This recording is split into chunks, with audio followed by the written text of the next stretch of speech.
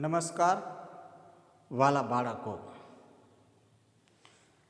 ધોરણ 11 વિષય સંસ્કૃત અને એમાં પદ્ય પાઠ નંબર 4 દશકમ ધર્મલક્ષણમ એ પાઠના કેટલાક શ્લોકો તમને ભણાવવાનો પ્રયત્ન, શીખવાડવાનો પ્રયત્ન કરું છું. દશકમ ધર્મલક્ષણમ ગુજરાતી એનું એવું થાય કે ધર્મના 10 લક્ષણો, ધર્મના 10 લક્ષણો એવું એનું ગુજરાતી અનુવાદ થાય છે. એટલે મૂળ તો આપણે ભારતીય સંસ્કૃત સાહિત્યમાં, ભારતમાં જે સંસ્કૃત સાહિત્યનો ઉદ્ભવ થયેલો છે અને એ સંસ્કૃત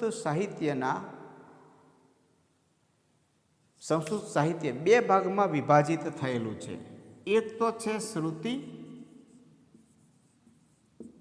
અને બીજું છે સ્મૃતિ. શ્રુતિ સાહિત્ય એટલે કે વૈદિક સાહિત્ય, વેદ ઉપર આધારિત જે સાહિત્ય છે એને શ્રુતિ સાહિત્ય કહેવાય છે. અને ત્યારબાદ એની ઉપર આધાર રાખીને લખાયેલા ગ્રંથો, બીજા પુરાણો છે, એને સ્મૃતિ એવું કહેવામાં આવે છે. ટૂંકમાં ભારતીય ધાર્મિક સાહિત્ય આ બે ભાગમાં વિભાજિત થયેલું છે, શ્રુતિ અને સ્મૃતિ. એમાં જે શ્રુતિ સાહિત્ય, શ્રુતિ પ્રકારનું જે સાહિત્ય છે એમાં એ અપરિવર્તનશીલ છે. એટલે કે એમાં કોઈ પણ પ્રકારનો ફેરફાર થઈ શકે એમ નથી. ગમે તેટલો સમય વીતી જાય, ગમે તે સ્થળ બદલાઈ જાય, દેશ બદલાય કે સમય બદલાય, તેમ છતાં પણ આ સાહિત્યમાં કોઈ ફેરફાર, એમાં ઉપદેશેલી વિગતો ઉપર કોઈ ચેન્જ આવવાનો નથી. એટલે કે અપરિવર્તનશીલ છે. આ શ્રુતિ સાહિત્ય અપરિવર્તનશીલ છે. દેશ અથવા તો કાળનો એની ઉપર કોઈ પ્રભાવ પડતો નથી. એમાં ઉપદેશેલી બાબતો એ સર્વસામાન્ય જૂના જમાનામાં પણ હતી, આજે પણ છે અને ભવિષ્યના સમયમાં પણ એ એટલી જ સત્ય પુરવાર થવાની છે. અપરિવર્તનશીલ છે, એમાં કોઈ ફેરફાર કરી શકાય નથી. જ્યારે બીજું એની સાથે સાહિત્ય છે સ્મૃતિ સાહિત્ય. એ સ્મૃતિ સાહિત્યમાં જે સાહિત્ય આવે છે એ સાહિત્યમાં ઘણી વખત કહેલી વાતો એક સમયે, એક જગ્યાએ એ સાચી હોય, પણ એ બાબત એ સમય વીતી ગયા બાદ અથવા તો એ સ્થળ બદલાઈ ગયા પછી અન્ય કોઈ સ્થળે એ બાબત એટલી લાગુ ન પણ પડે. એવું પણ ઘણી વખત બનતું હોય છે. એટલે આમાં પરિવર્તન હોઈ શકે, આમાં નથી. કહેવાનો અર્થ અહીં આગળ દશકમ ધર્મલક્ષણમ, એ ધર્મના 10 લક્ષણો વિશે આપણે જે ભણવાના છે એ ધર્મના 10 લક્ષણોની વાત અહીં આગળ કરવામાં આવેલી છે. અને એ ધર્મના 10 લક્ષણો ખાસ કરીને આપણા જીવનમાં આપણને શું ઉપયોગી થઈ શકે, એનું સ્વરૂપ શું છે, એનો ધ્યેય શું છે, એમાં શું સમજાવવામાં આવ્યું છે, એ બધી બાબતો આપણે આ પાઠમાં એના 10 શ્લોકો આપેલા છે એ 10 શ્લોકોમાં આપણે ભણવાનો ધીરે ધીરે પ્રયત્ન કરીશું. તમને સમજાય એ ભાષામાં એવી રીતે ધીમે ધીમે શીખવાનો પ્રયત્ન કરીશું. તો દશકમ ધર્મલક્ષણમ, આ એક શીર્ષક છે. આપણે શરૂઆત કરી દઈએ છીએ. તમને પાઠના પ્રવેશમાં મેં થોડી વાત કરી દીધી. હવે દશકમ ધર્મ લક્ષણમ, તો આ પાઠનું શીર્ષક છે એ જ ઘણી વખત પૂછાય એવું છે. પાઠનું શીર્ષક એ જ ઘણી વખત શબ્દના રૂપમાં અથવા તો વિવરણાત્મક નોંધમાં પૂછાય એવું છે. દશકમ ધર્મ લક્ષણમ, ગુજરાતી થાય ધર્મના 10 લક્ષણો. એટલે કહેવાનો અર્થ ધર્મ, અહીંયા ધર્મની વાત કરવામાં આવી છે. તો આપણા દેશમાં મોટા ભાગે તો ન કહી શકાય, પણ અમુક અમુક જગ્યાએ અથવા તો અમુક અમુક સ્થળ બદલાય ત્યાં ખોટી બાબતો, ખોટી વાતો આ ધર્મ વિશે કહેવાતી હોય છે. ખરેખર એવું છે નહીં. ધર્મ એક સનાતન સત્ય છે. ધર્મનો એક અર્થ થાય કર્તવ્ય અથવા તો ફરજ. ધર્મનો અર્થ થાય કર્તવ્ય અથવા ફરજ. જો હું મારી રીતે કરું તો આવો અર્થ હું સમજી શકું છું. એટલે ધર્મનો અર્થ એક કર્તવ્ય, જે સનાતન સત્ય છે એને ધર્મ એવું કહી શકાય. જે સનાતન સત્ય, જે ક્યારેય એમાં ફેરફાર નથી છે, જે બધાને લાગુ પડે, સમાન રીતે લાગુ પડતું હોય, એને ધર્મ કહેવાય, એવો અર્થ છે. અને સંસ્કૃતમાં પણ એક ઉક્તિ છે, મને યાદ આવે છે કે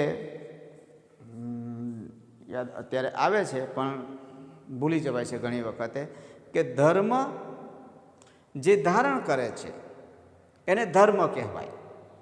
ધર્મ જે ધારણ કરે છે એને ધર્મ કહેવાય. ગુજરાતીમાં એનો એવો અનુવાદ થાય છે. અને જે ધર્મને ધારણ કરે છે તે પ્રજા છે. મતલબ પ્રજાને ધર્મ ટકાવી રાખે છે, એને વ્યવસ્થિત સ્વરૂપમાં પ્રજાને રાખે છે, વ્યવસ્થિત સ્વરૂપમાં પ્રજાને ટકાવી રાખે, એને ધર્મ કહેવાય. જો પ્રજાનો વિનાશ કરી નાખતો હોય, પ્રજાને રંજાડતો હોય, એને ધર્મ કહી શકાય નહીં. એટલે ધર્મના 10 લક્ષણો અહીં આગળ વર્ણવવામાં આવ્યા છે. મનુસ્મૃતિમાં શ્લોક છે, મનુસ્મૃતિના 10 શ્લોક છે, અને એ શ્લોકમાં ધર્મના અહીં આગળ 10 લક્ષણો બતાવવામાં આવ્યા છે કે ધૃતિ, ક્ષમા, દમઃ, અસ્તેયમ, શૌચમ, એ બધા ધર્મના 10 લક્ષણો છે. શ્લોકમાં આપણે જઈશું તો શ્લોક સમજવાનો હવે આપણે પ્રયત્ન કરીએ છીએ. તો શ્લોક પ્રથમ જે શ્લોક છે એને પાઠ્યપુસ્તકમાં આપેલો છે, એને હું વાંચું છું. ધૃતિ, ક્ષમા, દમોસ્તેયમ, શૌચમ, ઇન્દ્રિય નિગ્રહ, ધીર્વિદ્યા, સત્યમ, ક્રોધો, દશકમ ધર્મલક્ષણમ. આ શ્લોક એ અનુષ્ટુપ છંદમાં છે. જો એને ગાવાનો પ્રયત્ન આપણે કરીએ તો આ રીતે, આ બધા શ્લોક અનુષ્ટુપ છંદમાં છે, એટલે ગાવાનો પ્રયત્ન કરીએ તો આ રીતે ગાઈ પણ શકાય છે. ધૃતિ, ક્ષમા, દમોસ્તેયમ, શૌચમિન્દ્રિય નિગ્રહ, ધીર્વિદ્યા, સત્યમ, ક્રોધો, દશકમ ધર્મલક્ષણમ. આવી રીતે આ શ્લોકને ગાઈ શકાય છે. હવે ધર્મના જે 10 લક્ષણો છે આ પ્રથમ શ્લોકમાં આપવામાં આવ્યા છે. એક એક લક્ષણને આપણે વિગતે તમને સમજાય એવી રીતે ચર્ચા કરી અને સમજાવવાનો પ્રયત્ન કરીશું. હવે અહીં આગળ આ જે પ્રથમ શ્લોક છે એનો અનુવાદ શું થાય, તો જો આપણે શીખવાનો પ્રયત્ન આપણે કરીએ તો એના કેટલાક અઘરા શબ્દો છે તેને આપણે સમજીશું, તો જ આનો અનુવાદ સારી રીતે કરી શકાય. ધૃતિ, ધૃતિ શબ્દનો અર્થ થાય ધીરજ. ધૃતિ એટલે કે ધીરજ. ક્ષમા, ધૃતિનો અર્થ થાય ધીરજ. ધીરજ ધર્મ મિત્ર અરુનારી, એવું તુલસીદાસે તુલસીકૃત રામાયણમાં કહેલું છે કે ધીરજ માણસ કેટલી રાખી શકે છે, ધર્મ માણસ કેવો ટકાવી શકે છે. ધર્મની પરીક્ષા થાય, ધીરજની પરીક્ષા થાય. એવી રીતે ધીરજ ધર્મ મિત્ર અરુનારી, આફત કાલ પરખિયો ચારી, એવું તુલસીદાસે કહેલું છે કે ધીરજ, ધૃતિ એટલે કે ધીરજ. એમાં આપણે નથી જવું, વધારે ચર્ચા ન કરીએ કારણ કે વિડીયો લાંબો બને છે, એટલે જરૂરી હોય એટલું વાત કરીશું. ક્ષમા એટલે કે માફી આપવી, તે એ પણ સહેલો શબ્દ છે. ધીરજ, ધૃતિ એટલે કે ધીરજ, ક્ષમા એટલે કે માફી આપવી, તે દમઃ શબ્દ છે. દમઃ એટલે કે દમન કરવું. દમઃ એટલે કે દમન કરવું અથવા દબાવવું એવો અર્થ છે. દમઃ એટલે કે દમન કરવું. અસ્તેયમ એ શબ્દ છે, તમારા માટે કદાચ નવો હોય તો એનો અર્થ આવો થાય. અસ્તેયમ એટલે કે ચોરી ન કરવી, જીવનમાં ક્યારેય ચોરી ન કરવી જોઈએ. શૌચમ શબ્દનો અર્થ થાય પવિત્રતા. શૌચમ એટલે કે પવિત્રતા. ઇન્દ્રિય નિગ્રહ એવો શબ્દ છે. ઇન્દ્રિય નિગ્રહ એટલે કે ઇન્દ્રિયો ઉપર કાબુ. ઇન્દ્રિયો પર કાબુ મેળવવો તે. ઇન્દ્રિયોને સંયમમાં રાખવી, ઇન્દ્રિયો ઉપર સંયમ રાખવો તે. પછી દીહિ શબ્દ છે. દીહિ એટલે કે બુદ્ધિ. બુદ્ધિ કોને કહી શકાય? વિદ્યા સહેલો શબ્દ છે. સત્યમ સાચું બોલવું તે. અક્રોધ એવો શબ્દ છે. અક્રોધ એટલે કે ક્રોધ ન કરવો તે. દશકમ ધર્મ લક્ષણમ ધર્મના આ 10 લક્ષણો છે. આવો એનો અનુવાદ થાય છે. ધૃતિ એટલે કે ધીરજ, ક્ષમા માફી આપવી તે, દમન કરવું ચોરી ન કરવી, પવિત્રતા ઇન્દ્રિયો ઉપર કાબૂ રાખવો, બુદ્ધિ, વિદ્યા, સત્ય, ક્રોધનો અભાવ, ધર્મના આ 10 લક્ષણો છે. જો અનુવાદ લખવાનો પ્રયત્ન કરીએ તો તમને ખ્યાલ આવે, એટલે અનુવાદ હું લખીને બતાવું છું અહીં આગળ. ધીરજ, માફી આપવી, દમન કરવું. દમન કરવુંનો અર્થ છે એક પ્રકારનો કાબુ રાખવો, દમન કરવું, સંયમ રાખવો એવો અર્થ છે. અસ્તેયમ એટલે કે ચોરી ન કરવી. શૌચમ એટલે પવિત્રતા, મન વચન અને કર્મની પવિત્રતા એવો અર્થ છે શૌચમ. ઇન્દ્રિય નિગ્રહ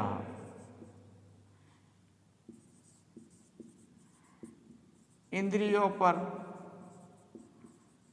કાબુ મેળવવો અથવા રાખવો તે. દીહિ એટલે કે બુદ્ધિ, વિદ્યા, સત્ય એટલે કે સત્યના પક્ષે રહેવું, સાચું બોલવું, જીવનમાં સત્યને પકડી રાખવું તે સત્ય. અને અક્રોધ એટલે કે ક્રોધનો અભાવ, ક્રોધ ન કરવો તે, ક્રોધનો અભાવ. ધર્મના આ 10 લક્ષણો છે. આવી રીતે આ શ્લોકનો અનુવાદ થાય છે. હવે આ 10 લક્ષણો, ધૃતિ તો ભાઈ ધૃતિ કોને કહેવાય, ક્ષમા કોને કહેવાય, દમઃ દમન કરવું તે કોને કહેવાય, અસ્તેયમ ચોરી ન કરવી કોને કહેવાય, એ વિગતે 10 શ્લોક આપેલા છે. એ 10 શ્લોકો આપણે ધીમે ધીમે શીખવાનો પ્રયત્ન કરીશું. શ્લોક નંબર 1 ધૃતિ. શ્લોક પાઠ્યપુસ્તકમાં આપેલો છે, વાંચું છું. ધૃતિર્નામ સુખે દુઃખે યયા નાપ્નોતિ વિક્રિયામ તામ ભજેત સદા પ્રાજ્ઞો ય ઇચ્છેદ ગતિમાત્મનઃ. આવો આ પાઠ્યપુસ્તકમાં શ્લોક આપેલો છે. હવે એનો અનુવાદ શીખવાનો જો આપણે પ્રયત્ન કરીએ તો બોર્ડ ઉપર અન્વય મેં લખેલો છે. અહીંયા અન્વય આ રીતે થાય છે. धृति नाम यया सुखे दुखे विक्रियां न आपनोति यह प्राज्ञः सदा आत्मनः गतिम इच्छेत सह सदा ताम भजेत। એટલે જો કેટલાક શબ્દો અઘરા છે એનો અનુવાદ શીખીએ આપણે તો ધૃતિ એટલે કે ધીરજ. ધૃતિ શબ્દનો અર્થ થાય ધીરજ. ધીરજ નામ એટલે કે ખરેખર સાચે જ. યયા એટલે કે જેના દ્વારા. સુખે દુઃખે એ પણ સહેલો શબ્દ છે એટલે કે સુખમાં અને દુઃખમાં. વિક્રિયામ શબ્દ છે. વિક્રિયામ એટલે કે વિકાર. વિક્રિયામ શબ્દનો અર્થ થાય વિકાર. ન આપનોતી એટલે કે પ્રાપ્ત કરતો નથી એવું ગુજરાતી થાય. ન આપનોતી એટલે કે મેળવતો નથી અથવા પ્રાપ્ત કરતો નથી એવું ગુજરાતી થાય છે. યહ એટલે કે જે. યહ એટલે કે જે. અને પ્રાજ્ઞ શબ્દનો અર્થ થાય બુદ્ધિશાળી, પ્રજ્ઞાવાન, બુદ્ધિશાળી આવો અર્થ થાય. સદા એટલે કે હંમેશા. આત્મનઃ ગતિમ એવો અર્થ છે શબ્દ છે. આત્મનઃ ગતિમ. આત્મનઃ ગતિમ એટલે કે પોતાના વિકાસની ગતિ. પોતાના વિકાસની ગતિ. પોતાનો વિકાસ સાધવો તે. ઈચ્છેત એટલે કે ઈચ્છે છે. ઈચ્છેત શબ્દ સહેલો છે. ઈચ્છે છે જે પોતાનો વિકાસ ઈચ્છે છે. સહ એટલે કે તે. સદા તામ ભજેત. સદા તામ ભજેત એવો અર્થ છે. સદા એટલે કે હંમેશા. તામ એટલે કે તેનું. અને ભજેત એટલે કે સેવન કરવું જોઈએ. ભજેત એટલે કે હંમેશા તેનું સેવન કરવું જોઈએ.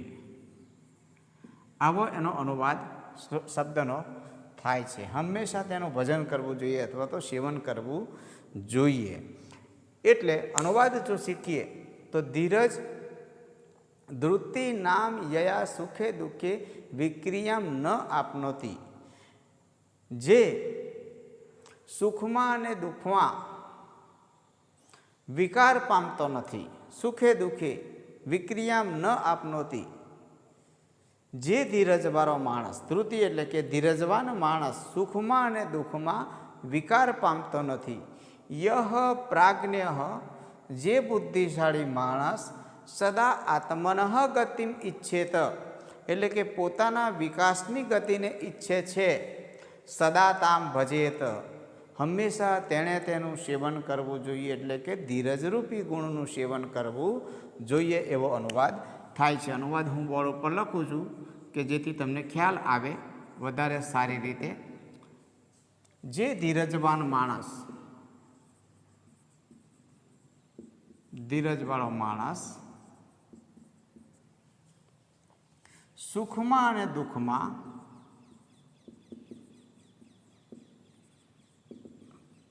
દુઃખમાં વિકાર પામતો નથી એટલે કે ચલિત થતો નથી એવો અર્થ છે. સુખ આવે તો છકી ન જાય ને દુઃખ આવે તો ડગી ન જાય. વિકાર પામતો નથી એવો અર્થ છે કહેવાનો અર્થ. વિકાર પામવું એનો અર્થ એવો થાય. વિકાર પામતો નથી. જે બુદ્ધિશાળી માણસ. જે બુદ્ધિમાન માણસ પોતાનો વિકાસ સ્વવિકાસ ઈચ્છે છે તેણે તેનું મતલબ ધીરજ રૂપી ગુણનું સેવન કરવું જોઈએ. સેવન કરવું જોઈએ, આવો એનો અનુવાદ થાય છે. અહીંયા કેટલીક જગ્યાએ મારાથી ભૂલ થઈ ગઈ છે કે શબ્દોમાં સ્પેલિંગ મિસ્ટેક થઈ છે, તે મેં હમણાં ધ્યાન ઉપર આવ્યું એટલે સુધારી લઈએ. આપણે હંમેશા તેનું સેવન કરવું જોઈએ. જે ધીરજવાન, હા ધીરજવાન શબ્દ, ધીરજ શબ્દ અહીંયા આગળ આવી રીતે લખાય છે, તો જરા સુધારી લઈશું. જે ધીરજવાળો માણસ, અને અહીંયા પણ આ શબ્દ બે ભૂલવાળા થયા છે, સોરી.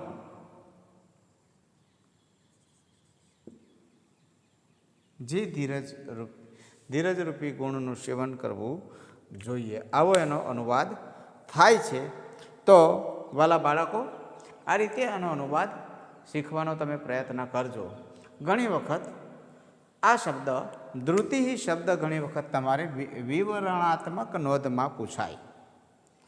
તો બહુ સહેલો શબ્દ છે કે દરેક માણસે જીવનમાં હંમેશા ધીરજ રાખવી જોઈએ. ધ્રુતિ શબ્દનો અર્થ થાય ધીરજ.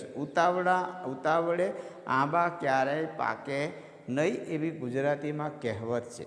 અને એમાંય અહીંયા આગળ ધર્મના 10 લક્ષણોમાં એવું કહેવામાં આવેલું છે કે જે માણસ ધર્મના માર્ગમાં ચાલે છે, કર્તવ્યના માર્ગમાં ચાલે છે, એણે તો ધીરજ રાખવી જ પડે. એ ધીરજ ખોઈ બેસે એ ન ચાલે. કેમ કે ધર્મનો માર્ગ, અથવા તો ધર્મ એટલે કર્તવ્ય, કર્મનો માર્ગ, એ ખૂબ જ મુશ્કેલી ભરેલો છે. એમાં વારે ઘડીએ તમારે ચડતી અથવા તો પડતી અથવા તો મુશ્કેલીઓ આવ્યા જ કરવાની છે. અને એવા સમયે તમે તમારી ધીરજ ખોઈ બેસો તે ન ચાલે. એટલે કર્મના માર્ગમાં, ધર્મના માર્ગમાં માણસે હંમેશા પોતાની ધીરજ ટકાવી રાખવાની છે. હરિનો માર્ગ છે સુરાનો, નહીં કાયરનું કામ જોને, એવું એક ભજન પણ છે. આ જે બોલીએ છીએ તે બધું વિવરણાત્મક નોંધમાં તમારે ટૂંકમાં તમારી રીતે તમારા વિચારો દર્શાવવાના છે. એટલે આવો શબ્દ પૂછાય, ધ્રુતિ શબ્દ, તો આવી રીતે એનો અનુવાદ થાય છે. અનુવાદ આ રીતે એનો શીખવાનો, અને પછી એનો આવી રીતે જો વિવરણાત્મક નોંધમાં ધ્રુતિ શબ્દ પૂછાય તો એનો જવાબ આવી રીતે લખી શકાય છે. નંબર 2, જે ક્ષમા ઉપર આધારિત છે. ક્ષમા એટલે કે માફી આપવી, તે એને શીખવાનો પ્રયત્ન આપણે આજે કરીએ. પાઠ્યપુસ્તકમાં જે શ્લોક છે તે જોઈએ તો અહીંયા એવું કહ્યું છે કે ક્ષમા ખડગઃ કરે યસ્ય કિમ કરીષ્યતિ દુર્જના અતૃણે પતિતો વહની સ્વયમેવોપશામ્યતિ. આવી રીતે આ શ્લોક ગાઈ શકાય છે. પઠન કરીએ તો આ રીતે વાંચી શકાય એને કે ક્ષમા ખડગઃ કરે યસ્ય, ક્ષમા ખડગઃ કરે યસ્ય કિમ કરીષ્યતિ દુર્જનઃ, કિમ કરીષ્યતિ દુર્જનઃ અતૃણે પતિતો વહનિઃ સ્વયમેવ ઉપશામ્યતિ, સ્વયં એવ ઉપશામ્યતિ. બહુ સુંદર શ્લોક છે. પાઠ્યપુસ્તકનો શ્લોક મેં અન્વય કરી અને બોર્ડ ઉપર લખવાનો પ્રયત્ન કરેલો છે. હવે જે અઘરા શબ્દો છે એને સમજી એનો અનુવાદ શીખવાનો, અને એમાં શું શ્લોકમાં કહેવામાં આવ્યું છે એની થોડી ટૂંકી ચર્ચા કરી અને આપણે આગળ વધીશું. તો અહીંયા ક્ષમા ખડગ, ક્ષમાનો અર્થ થાય માફી, અને ખડગ શબ્દનો અર્થ થાય તલવાર. ખડગ શબ્દનો અર્થ થાય તલવાર, હથિયાર. તલવાર જે આપણે જોયું હોય છે તે તલવાર. અને ક્ષમા એટલે કે માફી, ક્ષમારૂપી તલવાર. જો અર્થ કરીએ આ શબ્દનો અર્થ થાય તો ક્ષમારૂપી તલવાર. યસ્ય કરે, યસ્ય એટલે કે જેના, શેલો શબ્દ છે. અને કરહ શબ્દ છે. કરે, કરહ એટલે કે હાથ, અને કરે એટલે કે હાથમાં એવો અર્થ થાય. કરે એટલે કે હાથમાં, કરે હે, કર કમલયો એવો શબ્દ ઘણી વખત આપણે સાંભળ્યો હશે. કર એટલે કે કમળરૂપી, કમળ જેવા હાથ. આનો સમાનાર્થી શબ્દ ઘણી વખત બોર્ડમાં પૂછાતો હોય છે. તો કરહ શબ્દનો સમાનાર્થી શબ્દ હસ્ત એવો અર્થ થાય છે. હસ્ત અથવા બીજો સમાનાર્થી શબ્દ પાણી એવો અર્થ પણ થાય છે. અથવા પાણી શબ્દનો તમે સમાનાર્થી શબ્દ આપો એવું ઘણી વખત પૂછાય, ઉલટું પૂછાય તો આપણે ગૂંચવાઈએ નહીં એટલા માટે. કરહ શબ્દનો અર્થ થાય હસ્ત, પાણી એ સમાનાર્થી શબ્દ. પાણી એટલે કે પણ હાથ, પાણી એટલે પણ હાથ, હસ્ત એટલે પણ હાથ. તસ્ય દુર્જન કિમ કરિષ્યતિ. તસ્ય એટલે કે તેનું, બહુ સહેલા શબ્દો. દુર્જન એટલે કે દુર્જન માણસ. કિમ કરિષ્યતિ પ્રશ્નાર્થ છે. કિમ કરિષ્યતિ શું કરી શકે છે, શું બગાડી શકે છે એવો અનુવાદ થાય. શું બગાડી શકે છે, શું કરી શકે છે. બહુ સુંદર એના માટે બીજી લીટીમાં ઉદાહરણ આપ્યું છે કે અતૃણે. અતૃણે, તૃણ એટલે કે ઘાસ, અને અતૃણે એટલે કે ઘાસ વિનાની જગ્યામાં. અતૃણે એટલે કે ઘાસ વિનાની જગ્યામાં. પતિત એટલે કે પડેલો. પતિત એટલે કે પડેલો. અને વહની શબ્દ છે. કદાચ તમારા માટે નવો તો નહીં, 10મા ધોરણ સુધીમાં આવ્યો તો હશે જ, પણ વહની શબ્દનો અર્થ થાય અગ્નિ. અગ્નિ અથવા તો આગ. સમાનાર્થીમાં ઘણી વખત આ પરીક્ષામાં પૂછાય છે. તો વહની શબ્દનો સમાનાર્થી શબ્દ જો આપણે જોઈએ તો અનલહ એવો શબ્દ છે. અનલહ,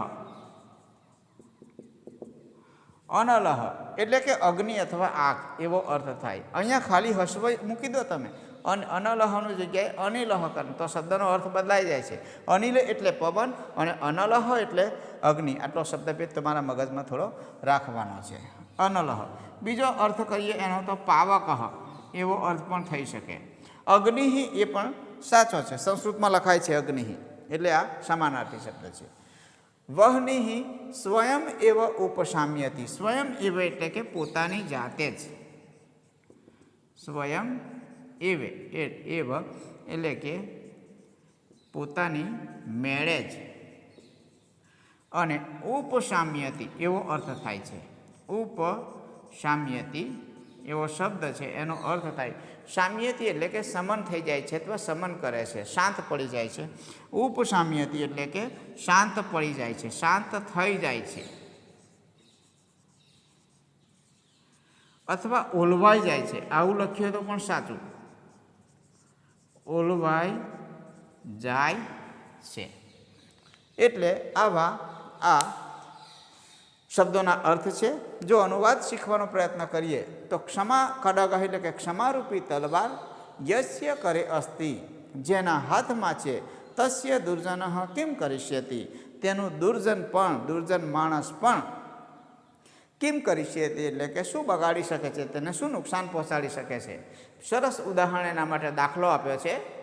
અતૃણે પતિતઃ વહની એટલે કે ઘાસ વિનાની જગ્યામાં જો આગ અથવા તો અગ્નિ ફેંકવામાં આવે અથવા તો પડે, ઘાસ વિનાની જગ્યામાં પડેલો અગ્નિ. સ્વયં એવ ઉપશામ્યતિ એટલે કે એ પોતાની મેળે જ ઓલવાઈ જાય છે, એ આગળ આગ લગાડી શકતો નથી. એવું અહીંયા આગળ ઉદાહરણ દ્વારા સમજાવવામાં આવ્યું છે. જો અનુવાદ આપણે શીખીએ તો આનો અનુવાદ આવી રીતે લખી શકાય કે ક્ષમા રૂપી તલવાર જેના હાથમાં છે,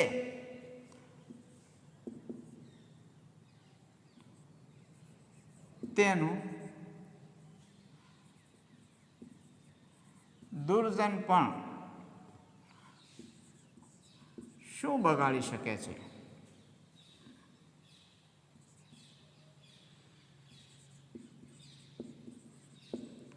અથવા શું નુકસાન, તેને દુર્જન પણ શું નુકસાન પહોંચાડી શકે છે. જેમ કે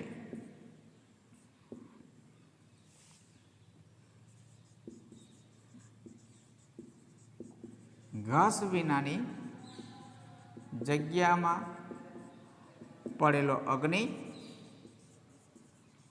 પોતાની મેળે જ ઓલવાઈ જાય છે.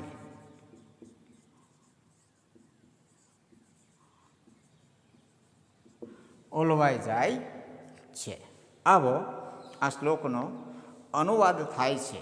ઘણી વખત આ વાક્ય અતૃણે પતિતઃ વહની સ્વયં એવ ઉપશામ્યતિ એવું કોઈ વખત પરીક્ષામાં પૂછાય તો ટૂંકમાં એની ચર્ચા કરીને પછી આપણે આગળ વધીએ. તો આ શ્લોકમાં ક્ષમા એટલે કે માફી આપવી, એકબીજાને માફ કરવા. જીવનમાં ક્ષમાનો ગુણ હંમેશા મોટો છે અને ક્ષમાનો ગુણ માણસે જીવનમાં કેળવવો જોઈએ એવું અહીંયા કહેવામાં આવ્યું છે. ક્ષમાનું મહત્ત્વ, માફીનું મહત્ત્વ, માફ કરવું એનું જે મહત્ત્વ છે એ અહીંયા દર્શાવવામાં આવ્યું છે. હંમેશા માફ કરો. ગમે તેવા પ્રસંગો હોય, કંઈ મનમાં ઉચાટ થાય, બે મિત્રો વચ્ચે, કુટુંબમાં, અથવા તો કોઈ આપણા સગા સંબંધી વચ્ચે જ્યારે પણ કંઈક આપણા મનમાં ઉચાટ આવી જાય છે કોઈ પ્રશ્ન બાબતે, તો આપણે હંમેશા એકબીજાને માફ કરી દેવાનો ભાવ રાખવો જોઈએ. અહીંયા માફ કરી દેવું એનો અર્થ એવો નથી કે દાખલા તરીકે મારી સામે કોઈ બળવાન માણસ આવી જાય, ભીમ જેવો મોટો બળવાન, મારા કરતાં વધારે શક્તિશાળી માણસ મારી સામે આવી જાય, મારે એની સામે બાખડવાનું છે અથવા તો ઝઘડવાનું છે, મને ખબર છે કે હું એને નહીં પહોંચી વળવાનો, અને પછી હું એમ કહું કે ના હા જા મેં તને માફ કરી દીધો, એ ક્ષમા નથી. એ ક્ષમા નહીં, પણ બળવાન જ્યારે નિર્બળને માફ કરી દે છે એ મોટો ગુણ છે. એ ક્ષમાની વાત કરવામાં આવેલી છે. આપણે જોયું છે પૌરાણિક શાસ્ત્રોમાં અથવા તો આપણા પ્રાચીન પ્રાચીન શાસ્ત્રોમાં પણ જોયું છે. મહાભારતમાં શું છે એ જ છે. કૌરવો અને પાંડવોમાં સહેજ પણ ક્ષમાનો ભાવ કૌરવોમાં ન આવ્યો અને જેનું બહુ દુષ્પરિણામ આપણે જોયું. એટલે જીવનમાં હંમેશા ક્ષમાનો ગુણ માણસે કેળવવો જોઈએ, એને શીખવો જોઈએ અને અપનાવવો જોઈએ એવું અહીં આગળ આ શ્લોકમાં કહેવામાં આવેલું છે. આવી રીતે આ શ્લોકને તૈયાર કરવાનો પ્રયત્ન તમે કરજો. શ્લોક નંબર 3 એને ભણવાનો પ્રયત્ન આજે આપણે કરીએ. પાઠ્યપુસ્તકમાં જે શ્લોક આપેલો છે તે હું વાંચું છું તમારી સમક્ષ. ન હ્રિષ્યતિ મહત્યર્થે વ્યસને ચ ન શોચતી સ વૈ પરિમિત પ્રજ્ઞ સદાંતો દ્વિજ ઉચ્યતે. એટલે કે તે માણસ દ્વિજ કહેવાય છે. શ્લોક નંબર 3 અને એમાં જો શબ્દોના અર્થનો પરિચય આપણે કેળવીએ તો છેલ્લા શબ્દો છે તે આપણે જોઈને આગળ વધીશું. યહ એટલે કે જે, મહતિ અર્થે એવો અર્થ છે. મહતિ અર્થે એટલે કે મોટા કાર્યને માટે. મહતિ અર્થે, મહત્ય અર્થે એવો શબ્દ છે. મહતિ અર્થે એટલે કે મોટા કાર્યને માટે. ન હ્રિષ્યતિ એવો શબ્દ છે. ખુશ થતો નથી એવો અર્થ થાય. ન હ્રિષ્યતિ, હ્રિષ્યતિ એટલે કે ખુશ થતો નથી, પ્રસન્ન થતો નથી, આનંદ પામતો નથી. કોઈએ બહુ મોટું કામ કર્યું હોય તો તે બહુ ખુશ થઈ ન જાય તેવું. ખુશ થતો નથી અથવા પ્રસન્ન થતો નથી. બીજો આગળ શબ્દ છે વ્યસન શબ્દ છે. વ્યસન શબ્દનો અર્થ અહીંયા ટેવ એવો અર્થ ન લેવાઈએ, પણ વ્યસને એટલે કે આપત્તિમાં. વ્યસન શબ્દનો અર્થ થાય આપત્તિ. વ્યસને એટલે કે આપત્તિમાં, મુશ્કેલીના સમયે. આપત્તિમાં ચ ન શોચતી એવો અર્થ છે, એવો શબ્દ છે અન્વયમાં. શોચતી એટલે કે શોક પામતો નથી, શોક કરતો નથી. આપત્તિ આવે તો દુઃખ ન થાય. સહ એટલે કે તે.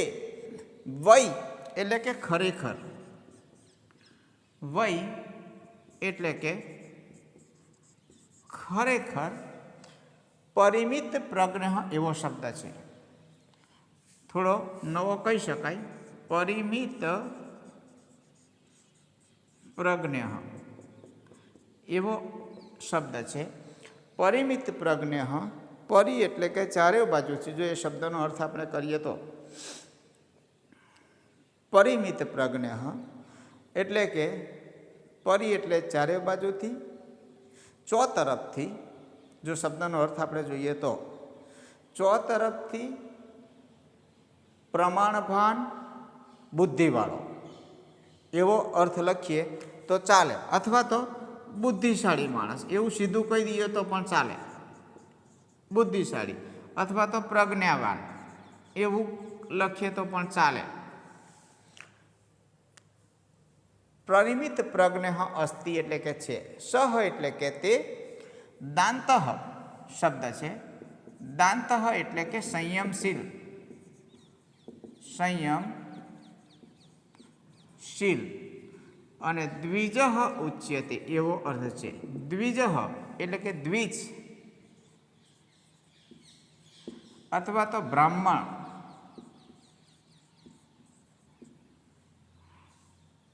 એવો અર્થ થાય.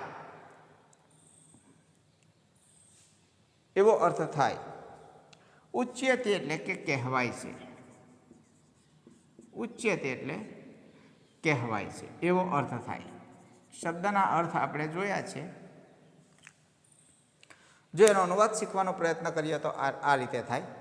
યહ એટલે કે જે, મહતી અર્થે જે મોટા કાર્યને માટે, ન હૃષ્યતિ એટલે કે ખુશ થતો નથી, પ્રસન્ન થતો નથી, વ્યસને ચ ન સોચતી અને જે આપત્તિમાં દુઃખ પામતો નથી, શોક કરતો નથી. સહ તે, વૈ એટલે કે ખરેખર, પરિમિત પ્રજ્ઞ તે બુદ્ધિશાળી માણસ છે, તે પ્રજ્ઞાવાન છે.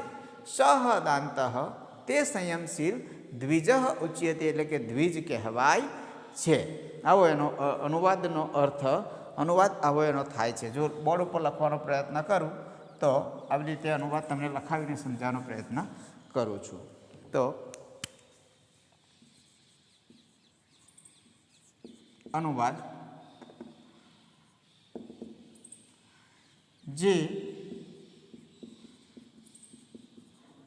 મોટા કાર્યને માટે પ્રસન્ન થતો નથી,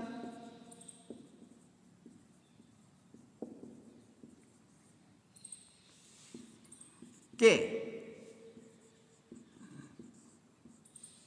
આપત્તિમાં, મોટા કાર્યને માટે એટલે કે બહુ મોટું પ્રયોજન કરેલું હોય, બહુ મોટું પ્રયત્ન કરેલો હોય ને એમાં સફળ થઈ ગયો હોય એવો કહેવાનો અર્થ છે. જેણે બહુ મોટું કાર્ય પાર પાડ્યું હોય અને પાર પડી ગયા પછી જે માણસ છે બહુ પ્રસન્ન ન થઈ જાય, બહુ ખુશ ન થઈ જાય એવું કહેવાનો અર્થ છે. અને કે આપત્તિમાં જે શોક કરતો નથી, શોક કરતો નથી, તે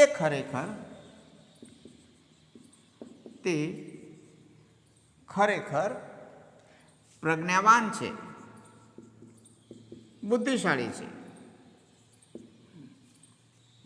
તે દાંતઃ એટલે કે સંયમશીલ માણસ દ્વિજ કહેવાય છે. દ્વિજ કહેવાય છે. આવો આ શ્લોકનો અનુવાદ થાય છે. દ્વિજ કહેવાય છે. આવો આ શ્લોકનો અનુવાદ થાય છે. અહીંયા એક તો બે વસ્તુની ચર્ચા કરવાની છે થોડીક. એક તો દાંતઃ શબ્દ છે. દાંતઃ એટલે કે સંયમશીલ. દમઃ શબ્દ ઉપરથી દાંતઃ એટલે કે સંયમશીલ. કોને સંયમશીલ કહેવાય? તો કે ભાઈ જેણે પોતાની 5 જ્ઞાનેન્દ્રિયો ને જેણે પોતાના મનને વશમાં કર્યું છે એને દાંતઃ એટલે કે સંયમશીલ કહેવાય. આપણી 5 જ્ઞાનેન્દ્રિયો છે. એક તો છે, હું તમને ગણી બતાવું, એક છે શ્રોત્ર એટલે કે કાન, કાન દ્વારા આપણે સાંભળીએ છીએ.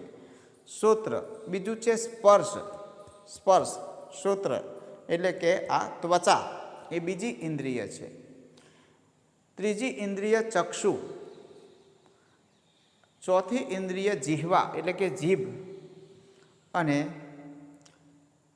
પાંચમી ઇન્દ્રિય છે એ હું ભૂલી ગયો છું કદાચ, દ્રાણ એટલે કે નાક. એ પાંચમી ઇન્દ્રિય છે. આ પાંચ જ્ઞાનેન્દ્રિયો, આ પાંચ આપણે ઇન્દ્રિયો દ્વારા આપણે શ્રોત્ર દ્વારા શબ્દ સાંભળીએ છીએ, ત્વચા દ્વારા આપણે સ્પર્શનો અનુભવ કરીએ છીએ, ચક્ષુ દ્વારા ચક્ષુરૂપી ઇન્દ્રિય દ્વારા આપણે જોઈએ છીએ એટલે કે રૂપનો અનુભવ કરીએ છીએ.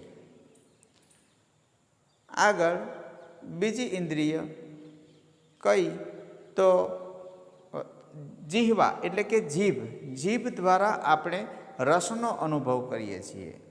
અને છેલ્લી ઇન્દ્રિય આપણે કઈ સમજ્યા તો એ છે આપણે હું ભૂલી જાઉં છું ઘણી વખતે, તો છેલ્લી ઇન્દ્રિય દ્વારા આપણે સોરી ભૂલાઈ જાય છે ઘણી વખતે. એટલે આ પાંચ ઇન્દ્રિયો દ્વારા આપણે આપણા મનને વશમાં રાખવાનું છે. અને આ પાંચ ઇન્દ્રિયોને જેણે કાબૂમાં રાખેલી છે, ધ્રાણ એટલે કે નાક. પાંચમી ઇન્દ્રિય આપણે ધ્રાણ ભૂલી જઈએ તો ફરી યાદ આવ્યું. ધ્રાણ એટલે કે નાક. નાક દ્વારા આપણે સુગંધનો આસ્વાદ લઈએ છીએ. તો આ પાંચેય ઇન્દ્રિયોને જેણે કાબૂમાં રાખી છે તે સંયમશીલ દાંતઃ કહેવાય છે. તે દાંતઃ કહેવાય છે. એવો અર્થ છે અહીંયા આગળ. દાંતઃ શબ્દ ઘણી વખત વિવરણાત્મક નોંધમાં પૂછાય તો આવી રીતે લખી શકાય, એટલા માટે હું થોડી ચર્ચા કરતો હોઉં છું. બીજો શબ્દ દ્વિજઃ શબ્દ છે. દ્વિજઃ દ્વિહી જાયતે ઇતિ દ્વિજઃ. દ્વિહી એટલે કે બીજી વાર, અને જ એટલે કે જન્મવું. દ્વિહી જાયતે જેનો જન્મ બીજી વાર થાય છે તેને દ્વિજ કહેવાય. એક તો મનુષ્ય તરીકે આપણો જન્મ માતા પિતા આપણને આપે છે એટલે પ્રથમ જન્મ આપણો થયો. પછી 5 વર્ષ પછી એને શાળામાં મૂકવામાં આવે છે. જૂના જમાનામાં આશ્રમોમાં મૂકવામાં આવતા હતા તો તેને ભણતર આપવામાં આવતું હતું, તેને વિદ્યા શીખવવામાં આવતી હતી. એટલે કે ગુરુ અથવા તો આચાર્ય તેને વિદ્યા આપી અને સંસ્કારરૂપી બીજો જન્મ થયો. તેને વિદ્યા ગ્રહણ કરે છે. વિદ્યા ગ્રહણ કરે એટલે જે માણસ ભણેલો છે, વિદ્યા ગ્રહણ કરે છે, એનો જન્મ સંસ્કારરૂપી બીજી વખત થયો એવું કહેવાય છે. એટલે જેટલા જેટલા ભણેલા છે, જેટલા જેટલા ગણેલા છે તે બધાય દ્વિજ કહેવાય. દ્વિજ શબ્દનો અર્થ એક આવો છે. અને દ્વિજનો બીજો અર્થ જે 3 શબ્દો થાય છે મેં આગળ શ્લોકમાં તમને સમજાવેલા જ છે બીજા એક પાઠમાં આગળ.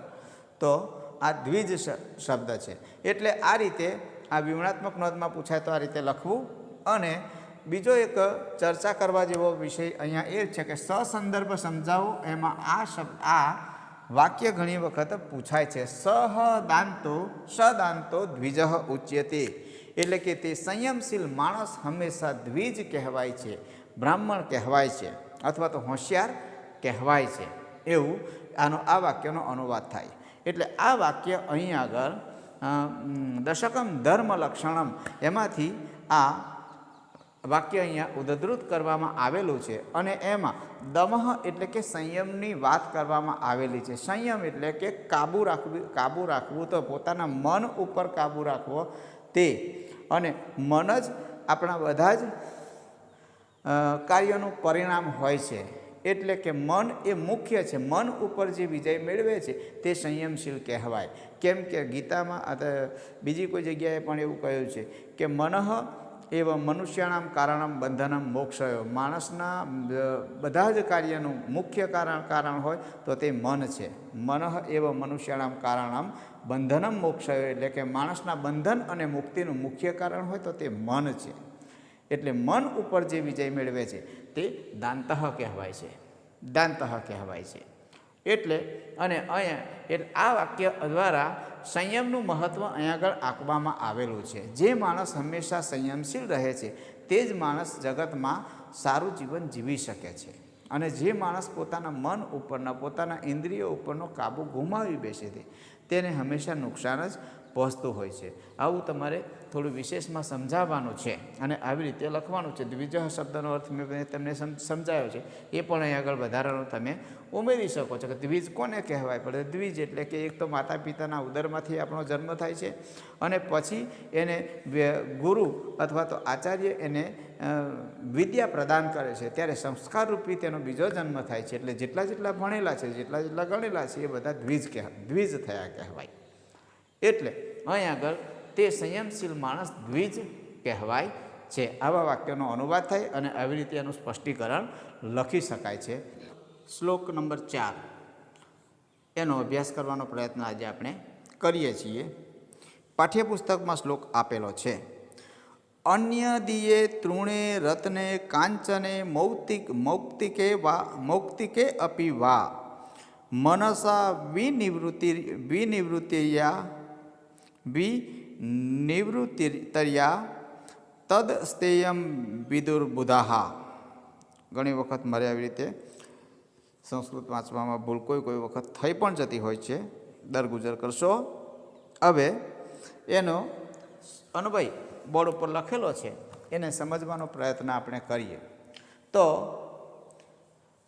અન્ય દિયે તૃણે રત્ને કાંચને મૌક્તિકે અપી વા મનસા યા વિનિવૃત્તિ અસ્તિ તત બુદ્ધઃ અસ્તિયમ વિદુઃ.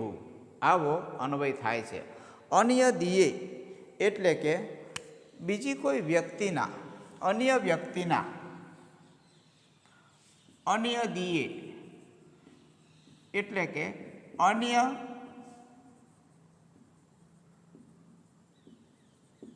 વ્યક્તિના તૃણે એટલે કે ઘાસમાં, રત્ને એટલે કે મૂલ્યવાન રત્નમાં. આ થોડા સહેલા શબ્દો છે એટલે બોર્ડ ઉપર સમજાવવા લખવાની જરૂર નથી. તૃણે એટલે કે ઘાસમાં, રત્ને એટલે કે રત્નમાં, કાંચન એ શબ્દ કદાચ નવો હોઈ શકે. કાંચને એટલે કે સોનામાં, સોનામાં.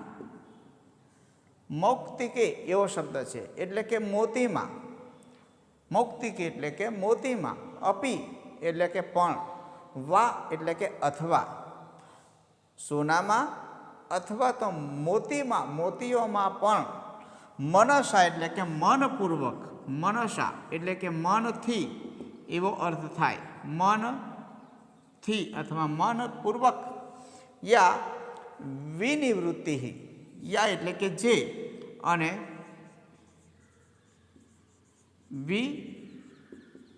વિનિવૃત્તિ એટલે કે નિવૃત્ત રહે છે, મનથી પણ નિવૃત્ત રહે છે,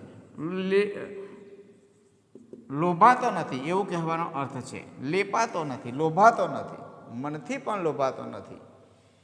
તતઃ બુધા, તત બુધાહ, બુધા શબ્દ છે એટલે કે બુદ્ધિશાળી માણસો. બુધાહ એટલે કે બુદ્ધિશાળી માણસો. અસ્તેયમ એવો શબ્દ છે, અસ્તેયમ એટલે કે અચૌર્ય અથવા તો ચોરી ન કરવી, ન કરવી એવો અર્થ થાય. વિદુઃ એટલે કે જાણે છે. આવા શબ્દના અર્થ થાય છે. અનુવાદ શીખવાનો પ્રયત્ન કરીએ તો અન્ય વ્યક્તિના ઘાસમાં, રત્નમાં, સોનામાં અથવા તો મોતીઓમાં પણ મનથી પણ જે વિનિવૃત્તિ અસ્તિ એટલે કે જે મનથી પણ નિવૃત્ત રહે છે. તત બુધાહ અસ્તિયમ વિદુઃ તેને બુદ્ધિશાળી માણસો ચોરી ન કરવી તેવું કહે છે, અચૌર્ય કહે છે. આવો એનો અનુવાદ થાય છે. તો અનુવાદ બોર્ડ પર લખું છું કે જેથી વધારે સારી રીતે તમને સમજાય. અન્ય વ્યક્તિના વ્યક્તિના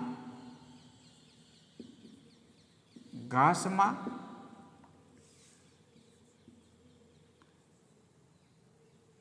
રત્નમાં સોનામાં કે સોનામાં અથવા તો મોતીમાં પણ જે માણસ મનથી નિવૃત્ત રહે છે,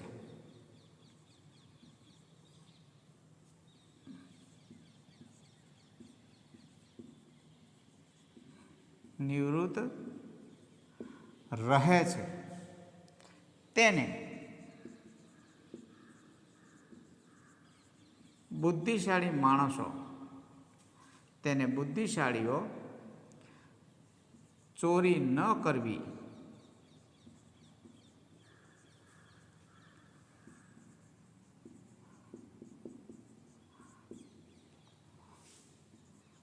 તેવું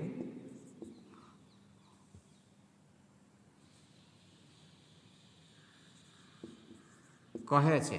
અને વિદુહ શબ્દનો અર્થ જાણે છે એવો અર્થ થાય, એટલે કે જાણે છે એવું લોકો તો પણ તેને બુદ્ધિશાળી માણસો અચૌર્ય જાણે છે એવો આનો અનુવાદ થાય છે. ટૂંકમાં શ્લોકમાં આપણને અસ્તેયમ એટલે કે ચોરી ન કરવી એવું કહેવામાં આવ્યું છે. સામાન્ય રીતે ચોરીનો ભાવ એટલે કેવું સમજીએ આપણે કે કોઈ વ્યક્તિની કોઈ વસ્તુ હોય એને જાણ કર્યા વગર આપણે એ વસ્તુ લઈ લઈએ તો એને આપણે ચોરી કરી એવું આપણે સમજીએ છીએ.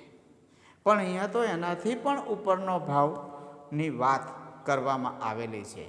અહીંયા એવું કહેવામાં આવ્યું છે કે કોઈ વ્યક્તિની પાસે કોઈ વસ્તુ હોય તો એ વસ્તુને આપણે મનથી પણ, એની વસ્તુ છે એટલે મનથી પણ આપણા મનમાં એવો સહેજ પણ ભાવ એવો ન આવવો જોઈએ કે એ વસ્તુ મારી પાસે હોય તો, અથવા તો એ વસ્તુ હું લઈ લેવ તો. લેવાની નથી, તમારી તાકાત નથી કે હું કે તમે લઈ નહીં શકતા, કોઈના હાથમાંથી ખૂંચવી શકતા નથી, પણ મનથી પણ આપણે જો એવો ભાવમાં લેપાઈએ, લોભાઈએ અથવા લાલચમાં આવીએ કે ના એ વસ્તુ લઈ લેવ તો મનથી પણ આટલું શુદ્ધ રહેવાની વાત છે. મનથી પણ આપણે એવો ભાવ ન કરીએ તેને બુદ્ધિશાળી માણસો અચૌર્ય કહે છે. તેને બુદ્ધિશાળી માણસો ચોરી ન કરવી એવું કહે છે.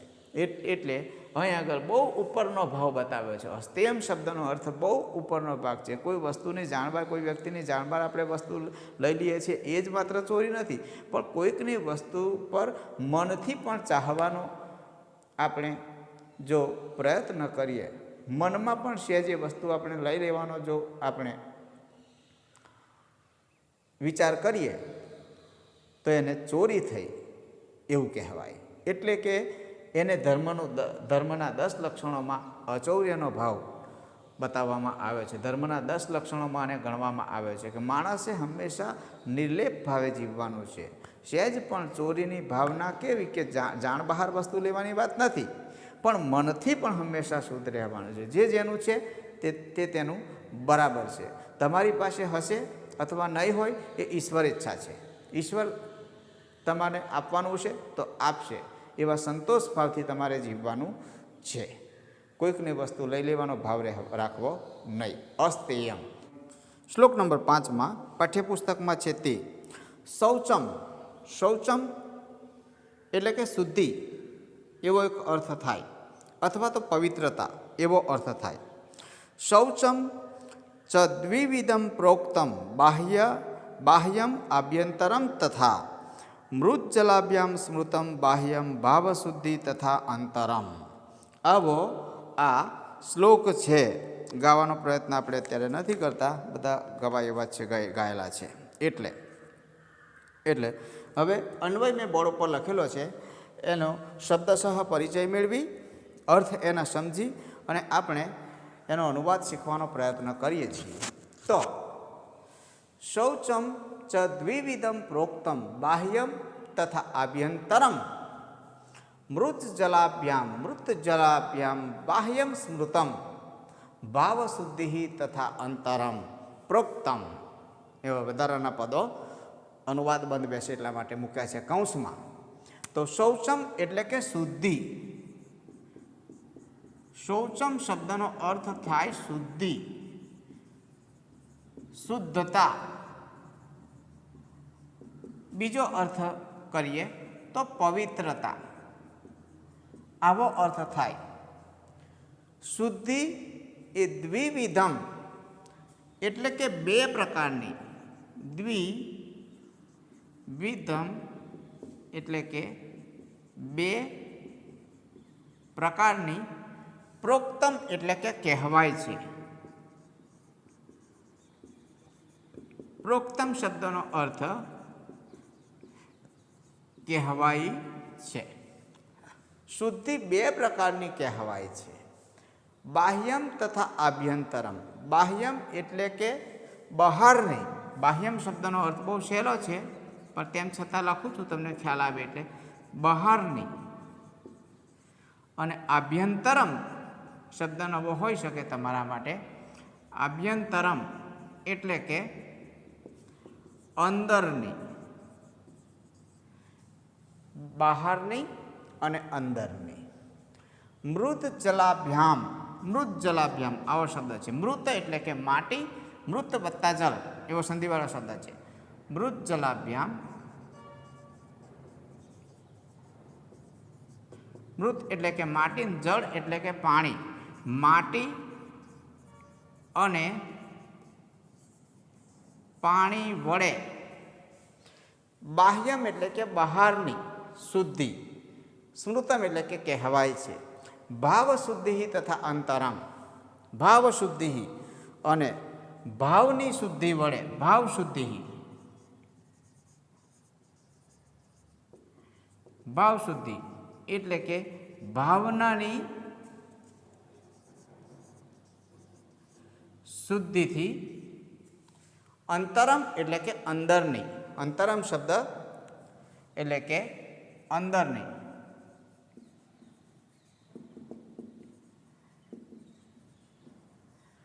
અંદરની. આવા શબ્દોના અર્થ થાય છે. અનુવાદ જોઈએ તો શૌચમ એટલે કે શુદ્ધિ અથવા તો પવિત્રતા, શુદ્ધતા. દ્વિવિધમ પ્રોક્તમ બે પ્રકારની કહેવાય છે. શુદ્ધિ બે પ્રકારની કહેવાય છે. પવિત્રતા બે પ્રકારની કહેવાય છે. બાહ્યમ તથા આભ્યંતરમ. બહારની અને આભ્યંતરમ એટલે કે અંદરની. મૃત જલાભ્યામ બાહ્યમ સ્મૃતમ એટલે કે માટી અને જળ વડે બહારની શુદ્ધિ કહેવાય છે, થાય છે. માટી અને જળ વડે બહારની શુદ્ધિ થાય છે. ભાવ શુદ્ધિ તથા અંતરમ અને ભાવ શુદ્ધિથી અંદરની શુદ્ધિ થાય છે. અનુવાદ લખવાનો પ્રયત્ન કરીએ તો આવો અનુવાદ એનો થાય. શુદ્ધિ બે પ્રકારની કહેવાય છે.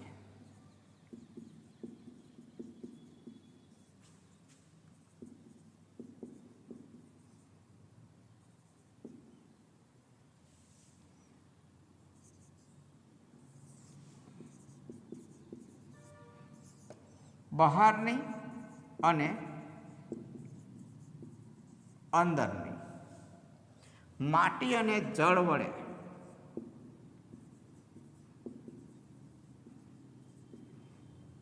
બહારની શુદ્ધિ થાય છે અથવા બાહ્ય શુદ્ધિ થાય છે. એવું લખો તો પણ વધારે સારો શબ્દ આવે.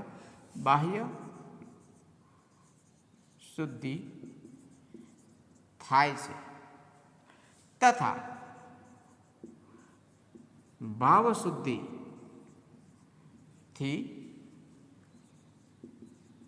અંદરની આંતરિક. અંદરની એટલે કે આંતરિક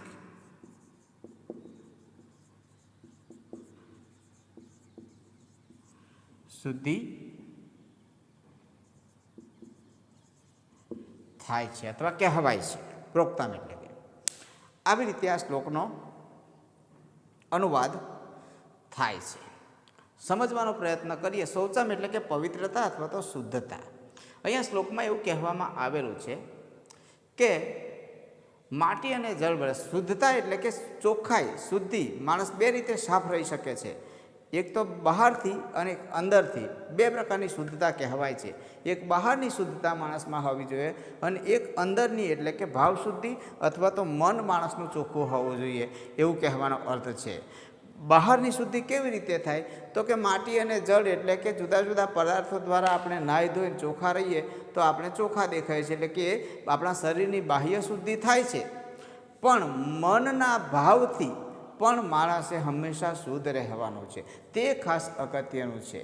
એટલે કે બહારથી તો ચોખ્ખા હોઈએ જ, આપણે નાહીએ ધોઈએ એટલે ચોખ્ખા દેખાઈએ, રંગે રૂપે રૂપાળા હોઈએ એટલે. પણ માણસનું મન કેવું છે? જો માણસ મનથી અંદર ભાવ સુધી, માણસના મનમાં જે ભાવનાઓ છે એ ચોખ્ખી ના હોય, એ શુદ્ધ ના હોય, તો એ માણસનું જીવન નિરર્થક બને છે. એટલે કે એની ભક્તિ ભગવાન સુધી પહોંચતી નથી. ભલે બહારથી આપણે ગમે એટલું સારી સારી વાતો કરતા હોય, મુખમેરા મને બગલ મેં છુરી જેવી વાતો નહીં કરવાની, એવું કહેવાનો ખાસ અર્થ છે. તમે બહારથી પણ ચોખ્ખા રહો અને અંદરથી પણ ચોખ્ખા રહો. બહારથી ચોખ્ખા રહેશો એટલે બધાને તમે ગમશો, ચોખ્ખા સારા રૂપાળા દેખાશો એટલે. અને જો અંદરથી તમે ચોખ્ખા રહેશો એટલે તમે સીધા ઈશ્વરને ગમતા થઈ જશો. ભાવ શુદ્ધિ, આંતર્યમ, અંદરની શુદ્ધિ ખાસ અગત્યનું છે. આવો ભાવ અહીં આગળ રજૂ થયેલો છે અને આવો શ્લોકનો અનુવાદ પણ મેં તમને શીખવાડ્યો છે. ભણો સારી રીતે. Thank you.